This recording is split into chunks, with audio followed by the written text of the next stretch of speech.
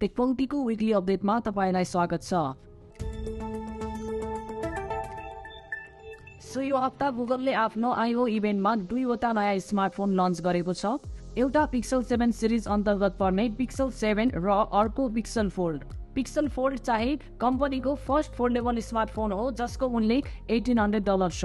त्यस्तै गुगलले नयाँ एन्ड्रोइड 14 को बारेमा पनि आईओ इभेन्टमा कुरा गरेको थियो। तर एन्ड्रोइड रिलेटेड मोस्ट एक्साइटिङ कुरा इज अब एन्ड्रोइड युजर्सले आफ्नो हराएको स्मार्टफोन सजिलै भेटाउनेछन्। यसको लागि गुगलले विश्वभरिका एन्ड्रोइड स्मार्टफोन्स र फाइन्ड माई डिभाइस नेटवर्कमा भएको अरू डिभाइसहरूको ब्लुटुथ सिग्नल युज गर्नेछ। सो यदि तपाईको फोन हराइहाल्यो भने त्यो फोनको ब्लुटुथले तपाईको नजिकैको एन्ड्रोइड फोनलाई सिग्नल पठाउँछ।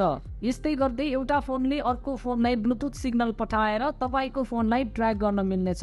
एन्ड्रोइडकै कुरा गर्दा स्यामसङले mid range phone Galaxy A24 नेपालमा सार्वजनिक गरेको छ। 29,000 मूल्य भएको यो फोनमा तपाईले 90 हर्ट्ज को एन्ड्रोइड डिस्प्ले, 50 मेगापिक्सल क्यामेरा सहितको ट्रिपल क्यामेरा सेटअप र मिडियाटेकको हेलियो G99 चिपसेट पाउनुहुन्छ। त्यस्तै विदेशबाट आउने नेपालीले अब दुईवटा स्मार्टफोन नेपालमा आधिकारिक रूपले भित्राउन पाउने भएको छन्। एनडीएमएस प्रणाली यो सीमा एउटा भए पनि अबदेखि दुईवटा फोन ल्याउन मिल्ने प्रणाली लागू भएको छ। तर यो पूर्ण रूपमा कार्यान्वयनमा आउनु केही समय भने लाग्न सक्छ। आजको अन्तिम न्यूज, विश्वमा पहिलो पटक पहाडी क्षेत्रमा लाइफाई टेक्नोलोजीको परीक्षण गरिएको छ।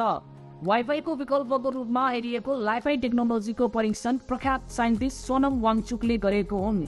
यो प्रविधि मार्फत उनले लद्दाखको एउटा विद्यालयमा इन्टरनेट पुर्याउन सफल भएको जानकारी आएको छ।